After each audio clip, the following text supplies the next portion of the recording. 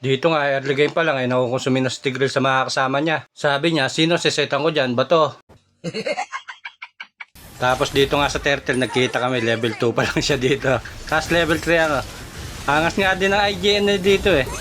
Aasa ka pa ba? Sakto naman, nag second skill na siya dito. Yan, dito, mabibigyan pa natin siya dito.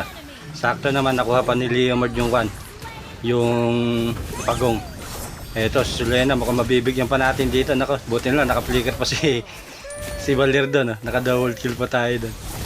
Sakto, nagkita uli kami dito sa turtle, kaya inultihan ko na. Dito. Kaso nga lang, nasama dito si Valir, tsaka si Leomord. Pero okay lang yun, kasi mapipitos naman din lang dito si Tigreal eh. Tapos dalaw na naman tayo dito sa XP. Kasi andito si Ruby oh. Dito, mukhang mabibigyan na natin to. Ayan, flicker pa, hindi na makakatakas to. Sakto, andito na naman si Tigreal. Bali, level 4 pa lang siya dito eh. Tapos ako level 6 na.